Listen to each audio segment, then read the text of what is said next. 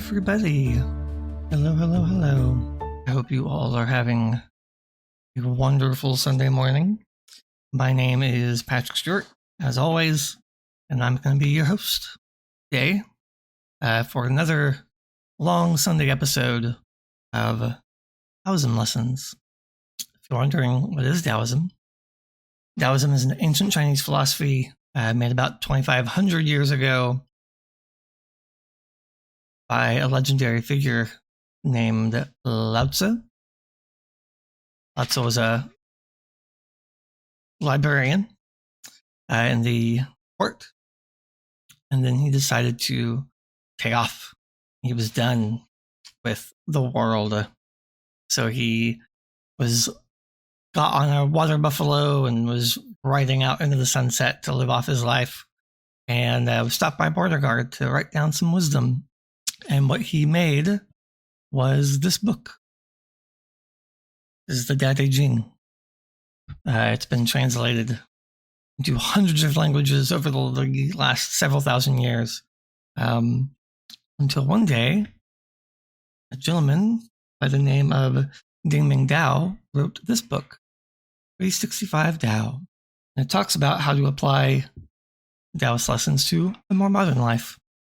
So what we do every week is we take a couple of chapters from 365 Tao and try to apply them to our lives. And I'll walk you through them. So as you can see on my screen to the left, we're on chapter 48 today. I'll have to apologize for last week's mess up where I streamed for half an hour with no audio.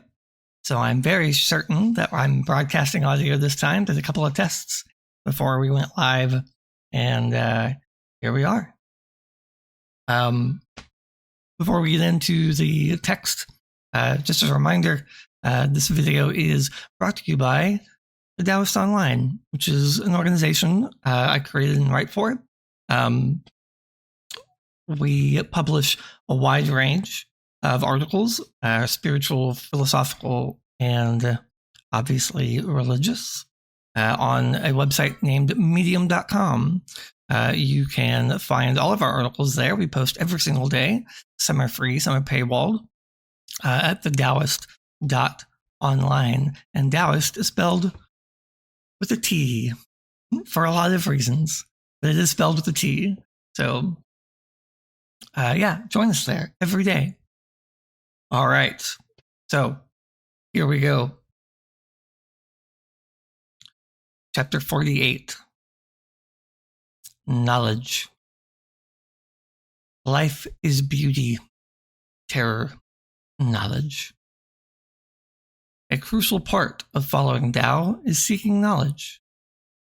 All the efforts of self-cultivation are meant to take us a fit vehicle for that search. Sometimes what we learn is not pleasant. With learning, we glimpse life as it really is, and that is difficult to bear. That is why spiritual progress is slow, not because no one will tell us the secrets, but because we ourselves must overcome sentiment and fear before we can grasp it. There is an underbelly of terror to all life. It is suffering, it is hurt.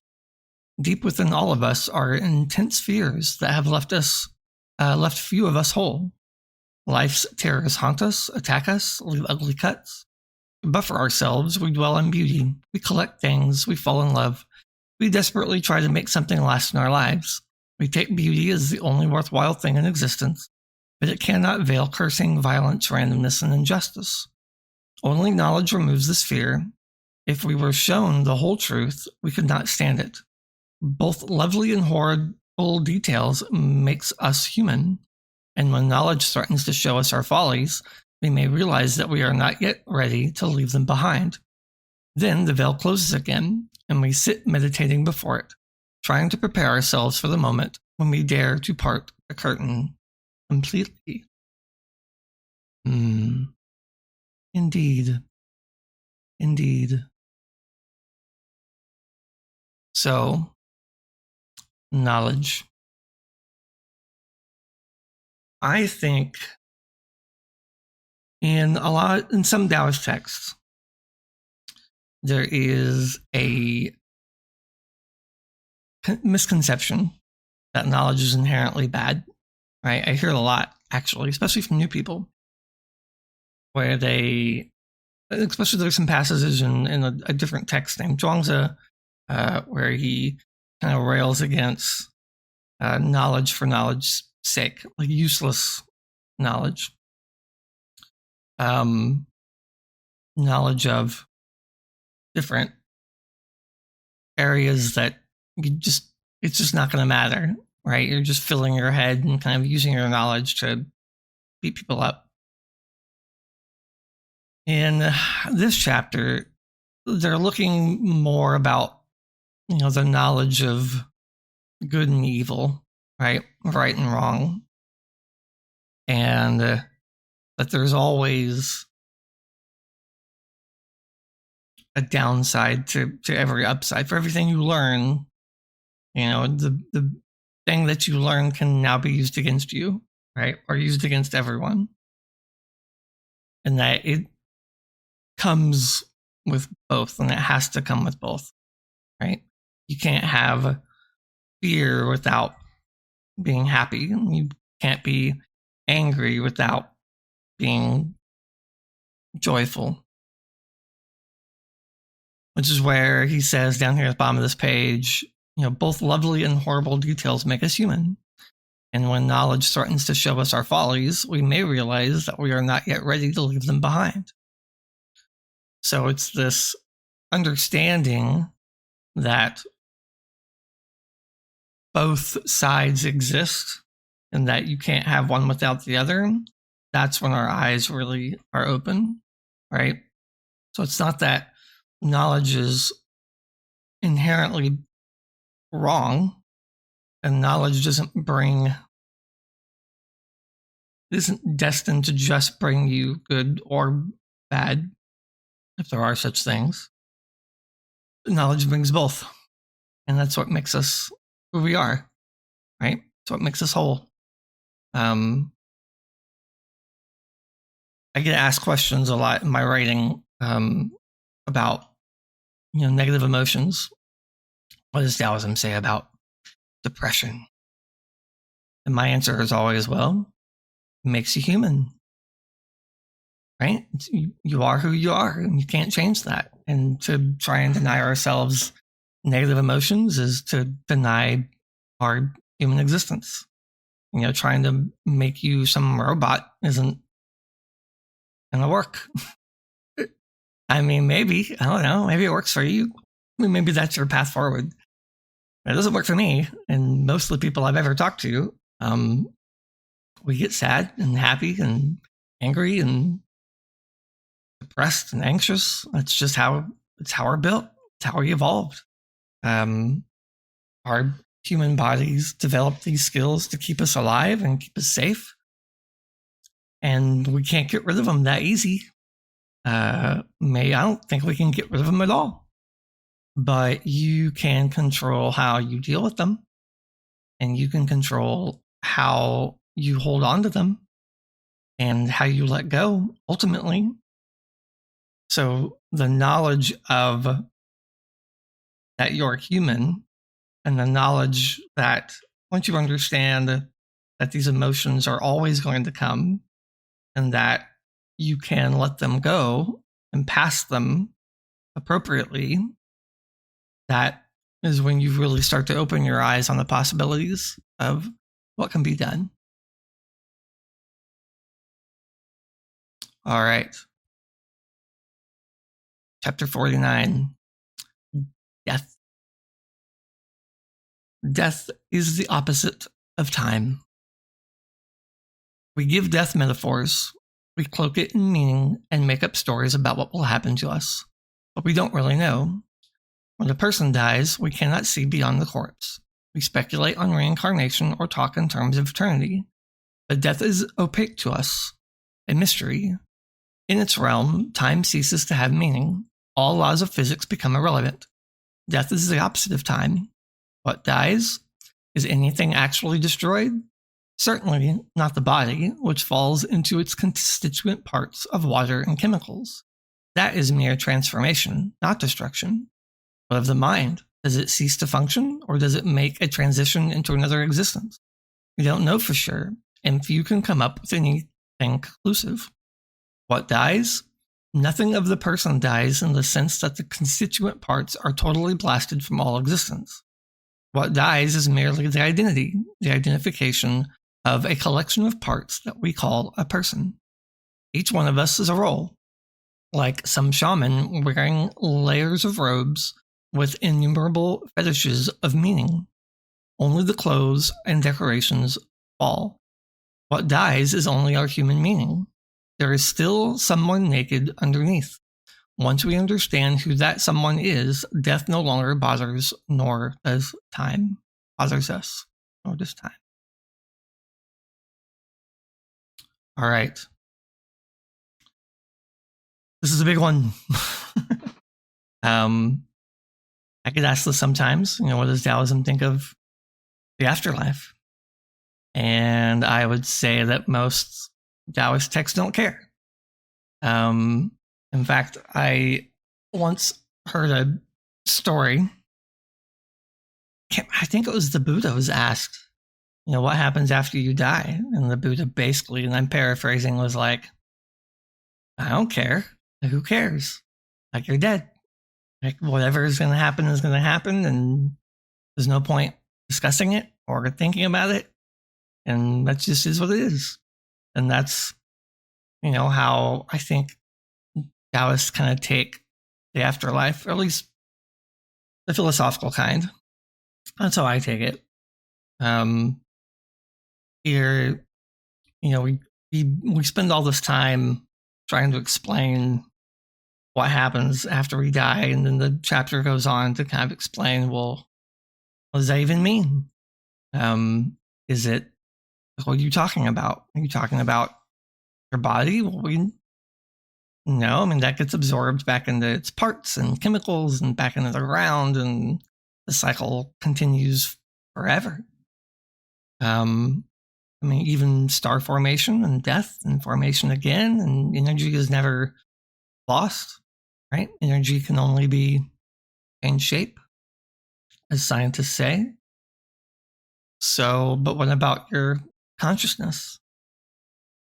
Nobody knows. And it's not really worth going super deep into. Like, why? Like, why would you? Because it's not going to matter, right? Like, you can't control anything that happens afterwards. So, as long as you understand that to be human is to return to where you were one day, then that's as much as you really need to understand. I had a teacher once, a Taoist teacher, not a school teacher, explained to me once that, we don't exist, and then we do, and then we don't. And if we've learned anything from nature, it's that in the yin yang, I don't have a copy, which I don't have around me, it turns. It always turns. One then the other, forever and ever. So some people use that to believe that if we didn't exist, and now we do, and then we don't, then it must go, then we do, and then we don't, and then we do. I think the real question is, well, what part of us, right? Obviously, we don't remember if we've existed before. Most of us don't. I don't. So who knows? But kind of moving beyond that sense of fear or, anxiety about your own mortality is what you need to do. It's where you need to go. We need to get past this as a culture, as a society, and just move on, right? We've been so focused on the afterlife for so many thousands of years. It's pretty crazy, actually, to think about it, right? Some religions are so focused on what's coming next that like you don't even care about what you have. You just want what comes after. So those are my thoughts. Okay. Chapter 50. Interaction. We make life real by the thoughts we project. The panorama of the objective world is meaningless until we interact with it. For example, if there is a rock that we pass day after day, but we do not notice, then that rock has no significance for us. If we decide to make that rock a votive object and pray to it for decades, then that rock becomes quite important. To an outsider who does not subscribe to the rock's assigned meaning, it will continue to be just a rock. In all cases, the rock was just a rock. It was only human interaction that created its meaning. It is a mistake to assume that the meaning we give to something is as concrete and tangible as the object itself. We should not confuse the two. For example, our house may be precious to us, but our sense of preciousness has nothing to do with the building. It comes from the values and memories we associate with it. If we lose our house, we must remember that it is the feeling we have for it, not the building itself, that determines our loss. If all perception of reality is subjective, some schools of thought suggest that we should therefore see everything as unreal. By contrast, followers of Tao maintain that we must still interact with the world. If we do not take initiative and work with this phenomena of projecting meaning and receiving its echoes, we fall into a state of dormancy, and the world will not exist for us at all. As long as we remember that meanings we attribute to other objects are subjective, we will avoid mistake. Okay. What does it all mean? Is basically the answer of this chapter. There are, you know what a nihilist is? Where they just like, nothing matters, nothing's real, right? And because nothing's real, then why bother, right? Why bother with anything? And I think, you know, there's a school of thought, especially in Taoism, where you kind of take that approach, where you kind of say, okay, well, everything is Tao, so everything's supposed to be the way it is, and I shouldn't interact or force myself upon anything, and so I'm just going to resign myself from society and go live in the woods as a hermit, and, you know, there you go, done. Super easy. But this chapter would tell us that it's the interaction that is important, right? It's not enough to resign ourselves from everything, right? But it's the interactions of things and our ideas that move everything forward. He starts to talk about, you know, your assigned value to an object, right? Like a rock. If you think this rock is a eternal being and you pray to this rock, it's not that this rock particularly is unique. It's that your interpretation of what that rock is or represents is unique to you and all those who agree with you. And in that regard, everything is like that, right? Everything we have and say and do and believe is important because we say it is. You know, this book is only, I move my lips and vibrate my vocal cords because I know how to form a sound that represents this thing. But in other cultures and other languages, this thing, if I hold I hold this to them, they will believe it, they will say something else. There's nothing intrinsically bookish about this book. Oh, hang on, I'm gonna sneeze. So our value of everything is much like that, right? It is the interaction between ourselves and this thing that we assign meaning to. But it is careful to state that if we believe that about everything, we just fall into this state of laziness. The book calls it dormancy, and the world just stops existing for us. But as we'll find out in other chapters, that's not really great, because the Tao does not ignore everything, right? If this was the way to live our lives and just leave and reject everything, then we just wouldn't exist, right? If we're modeling ourselves after nature and after the universe, which is what Taoism really comes down to, then we must continue to interact with everything around us. We shouldn't cut ourselves off and go our better lives alone. We should have friends and relationships and, jobs if you have to have one. I wish I didn't have to have one. But it's okay, right? You don't have to be a monk and cut yourself off, right? You are just as sacred and just as holy, or however you want to describe yourself, by being exactly where you are and doing the things you're doing and interacting with who you're interacting with. That is the model of Tao. All right, 51. Beauty.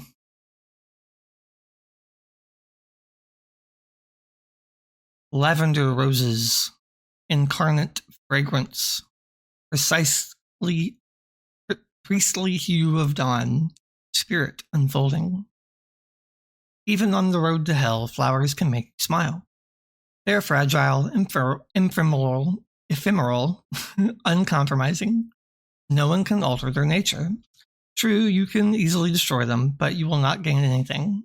You cannot force them to submit to your will. Flowers arouse in us an instinct to protect them, to appreciate them, and to shelter them. This world is too ugly, too violent. There should be something delicate to care about. To do so is to be lifted above the brute and go toward the refined. When we offer flowers on our altar, we are offering a high gift. Money is too vulgar, food too pedestrian. Only flowers are unsullied. By offering them, we offer purity.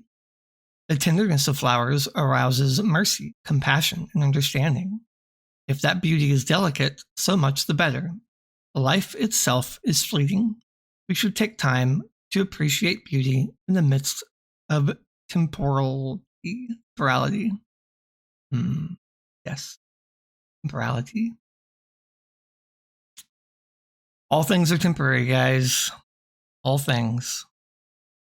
And it's the fact that they are temporary that makes them valuable and precious. I'm a Star Trek nerd. With a name like Patrick Stewart, it's probably not surprising. But there was an episode of Star Trek Picard in season 1 where, spoiler alert, if you haven't seen it, Data says that he wishes to move on because they brought him back. And he's like, man, don't want to do this. And Picard's like, why? Like, you can come back and live with us. He's like, because life is only precious because it ends.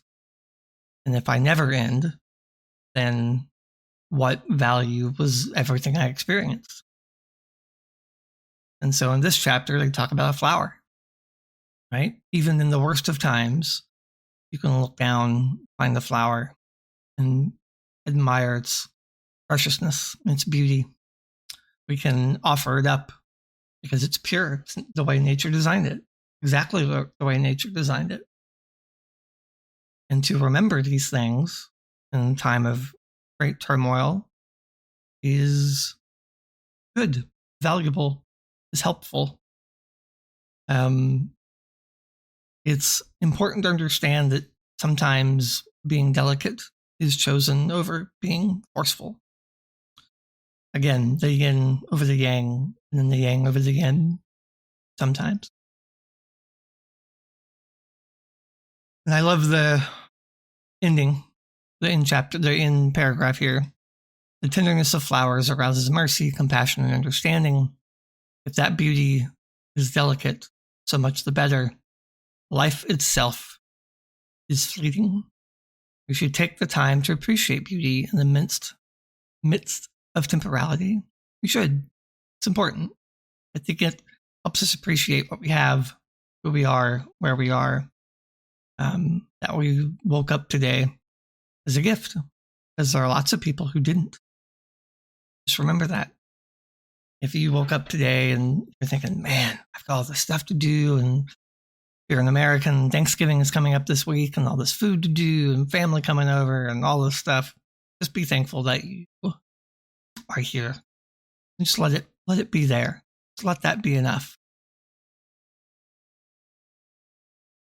Chapter 52, Nonconformity. The world is dazzling. I alone am dull. Others strive for achievement. I follow a lonely path. Followers of Tao are nonconformists. The conventional label our behavior erratic, antisocial, irresponsible, inexplicable, outrageous, and sometimes even scandalous. We hear their voices, respond to inner urgings.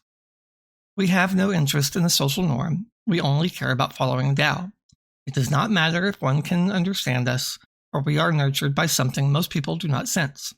Awakening to this inner urge and distinguishing spiritual impulses from the merely instinctual is one of the critical goals of self-cultivation.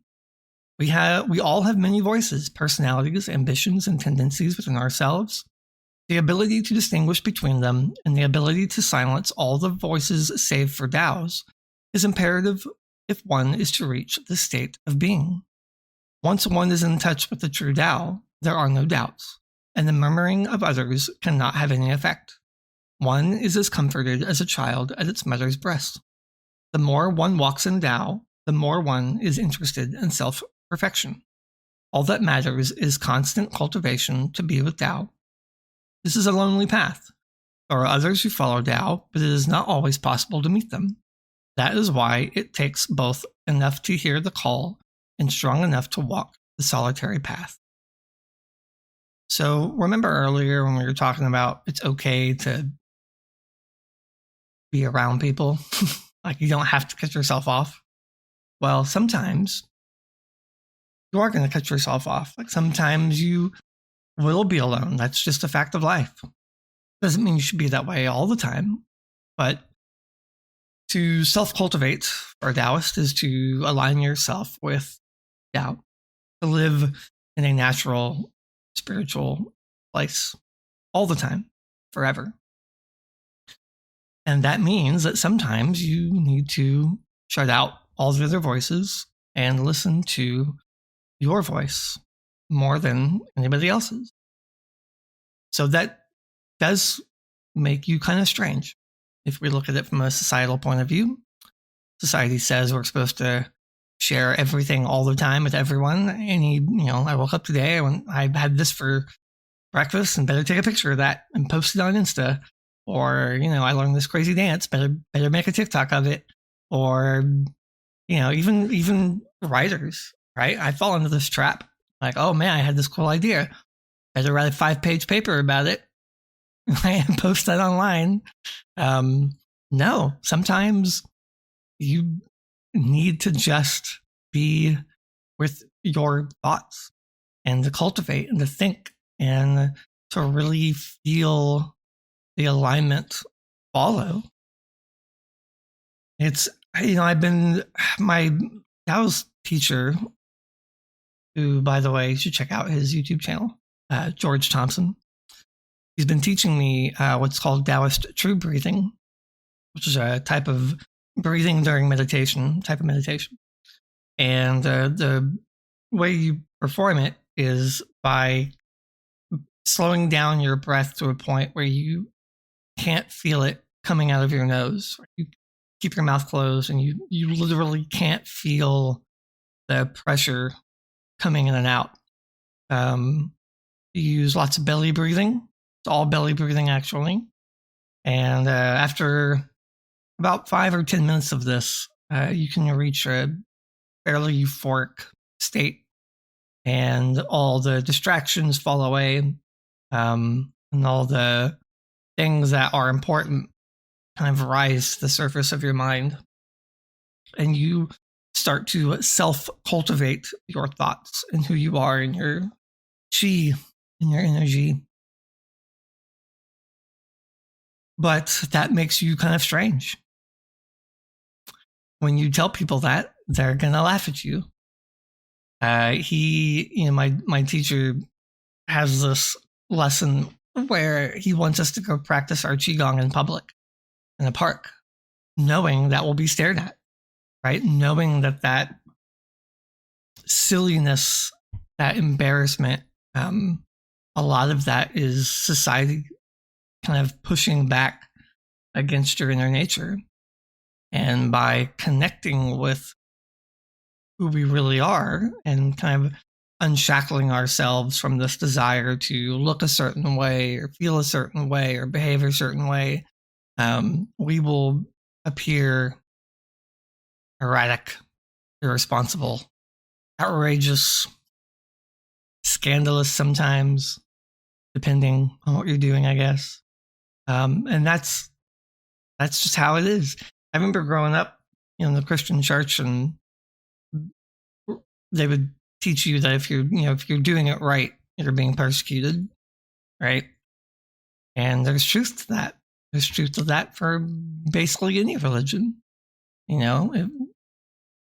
especially Taoism. These not rules, but these ideas and thoughts that we read about and we practice are very different than the rules that an American society, for sure, puts on you and tries to teach you.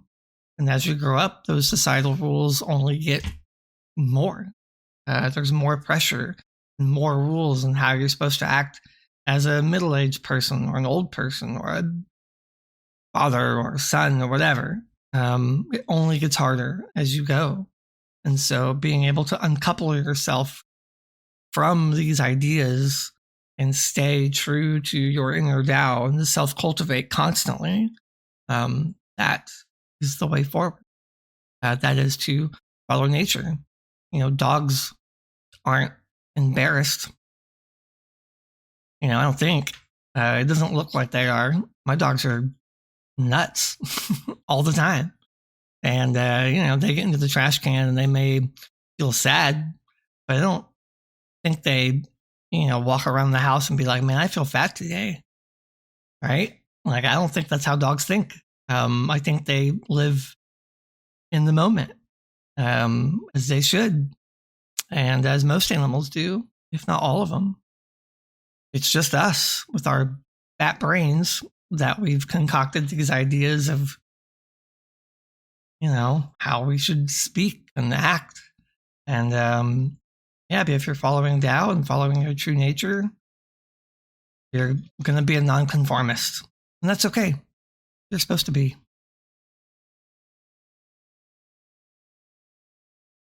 53, imbalance.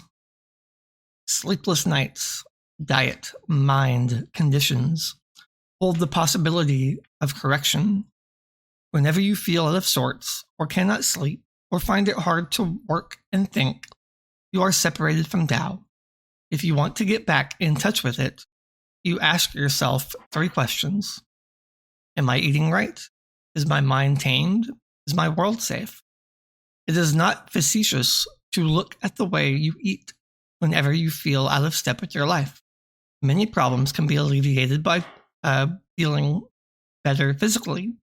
And if this doesn't remedy things, it will give you a good basis for coping. Eat a balanced diet rich in nutrients. Take the time to understand proper nutrition and eat a large variety of foods according to the seasons. The skillful use of foods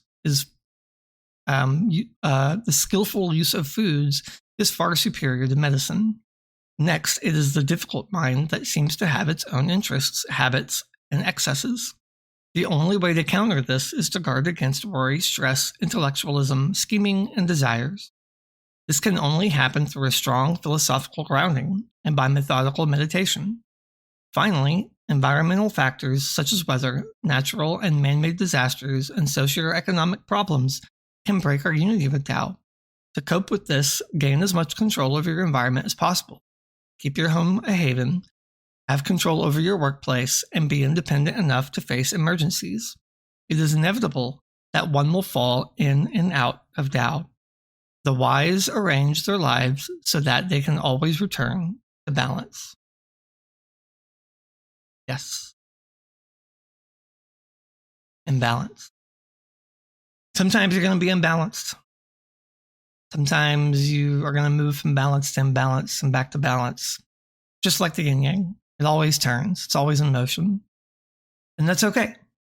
I was told once that the most Taoist thing you could do was memorize everything in this book, live it, forget all about it, come back years later and rediscover it just as if you had never learned it to begin with.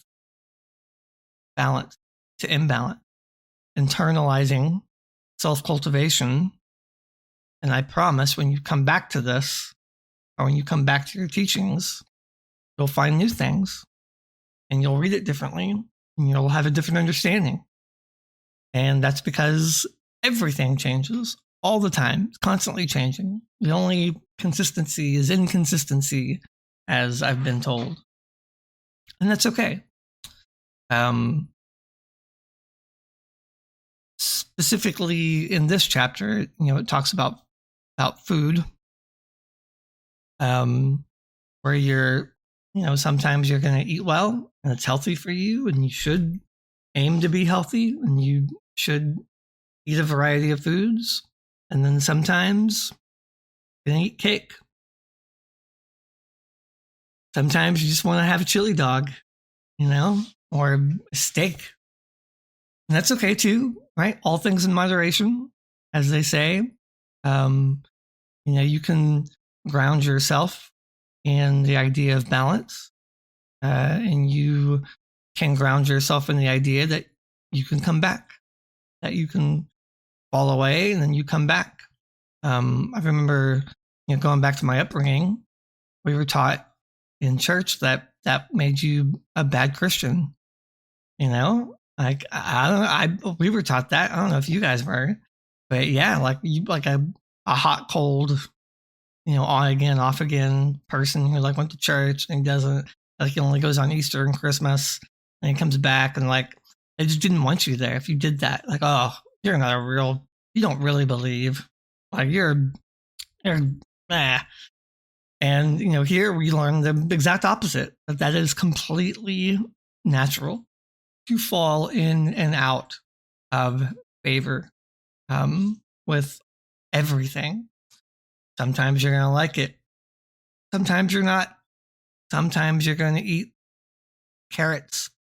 And sometimes you're going to eat a brownie or a whole plate of brownies. I know I do. And that's how it is. And the goal is to not stop ourselves from falling on and off. The goal is to be able to remind ourselves to get back on, to know that we are going to fall off, to know that things are going to happen to destabilize us. But to have the foundational information, the knowledge, the belief that we are going to reground ourselves later. As they say in the old musical, the sun will come out tomorrow. Yeah, easy one there. It's a fun one. I like that one. Not all of these chapters have to be earth-shattering, life-changing stories. Sometimes they're just good. Just good to know you're okay. It's good to know you're normal, right? It's good to know you're not the only one. And you're not. There's 8 billion of us here too. All right. I think we're going to do one more and then we'll take off for the day. Adversity. It's a good one to end on. A tree hemmed in by giants requires tenacity to survive. Times of adversity inevitably confront us all. We are denied influence, people will not listen to what we have to say, and we are restricted by circumstance. In this situation, followers of Tao must rely on their determination. Without that, they cannot emerge successfully from our danger. During times of adversity, vision and determination decide the outcome. Mere doggedness never served anyone well. Observe carefully and try to act. If you find yourself tested by the situation, take comfort in the fact that adversity frequently forces one to consolidate one's resources. You can often emerge from adversity stronger than before. Don't be overcome by fear. Take calculated risks if you must, or face danger if you have to. If your mind is focused to the utmost, you will triumph. Without the difficulty of being hemmed in, the tree in the forest would not be forced to marshal its power to grow toward the light. It must truly bring forth all its inner strength to spread its branches. If it becomes grand, it is in part because of its suffering. Thus, the times of adversity can be crucial to the development of one's inner personality. So again, as we learned in the other chapter, going back to you're going to face hardships, and cutting yourself off is its own hardship, right? I mean, even if you cut yourself off and you go live in the woods, right? Finding food is going to be hard, shelter is going to be hard, right? And that struggle will again push you forward. And that's really the key here that this is getting at, is that it's only through adversity that we learn more about who we are, about what we can be. And if things were just easy all the time, we wouldn't learn anything. It takes the tree analogy, right? Trees can grow mightily in huge shapes and huge sizes, but it's through the fact that they had to grow that big to survive. They needed to get more water. They needed to get better sunlight, right? They struggled, and that caused them to reach out faster, stronger. So too are we. When we are pushed, we push back. We learn to problem solve. We fix our own mistakes. We look at something that has happened and realize that we don't want that to happen again. And so we adjust and we change. We grow over time. And it's only through adversity that this really can be seen. I know that with jobs, when you're not struggling, you just sit there, right? And you just kind of stay at that same job for a couple of years, but when the job goes south, it starts getting not fun or not useful, that's when you start to push and you go find a better job. And if you find that better job, now it's only better because your old job was terrible or became terrible, right? You started to feel adversity from your last place, and so you picked up and moved. And that's hard. Sometimes moving jobs or homes or relationships is its own form of difficulty. And weighing which one's more difficult can be tricky, right? Sometimes you just don't want to deal with all the problems that finding a solution would entail. I get it, right? But whether you choose to move on or not, it's getting you to think. It's the adversity is getting you to, think inward about yourself and about what's best for you, and about how you can align yourself with what you truly need or want or desire. Yeah, adversity. It's good. Maybe not all the time, but it is natural. It's going to happen. Can't get away from it. So you might as well use it. All right. Well, I appreciate all you guys for tuning in today. If you're listening to this later, we do live streams every week, Sunday mornings at 9 a.m. Central Time. You can check out more of the organization's writings on the Taoist.online. You can find out more information about the organization at the Taoistonline.org. If you want to follow my writing, you can go to thedaoistcorner.net and subscribe to my newsletter. All right. Thank you very much. I appreciate all of you guys for tuning in, and I will see you guys next time. Thank you. Bye.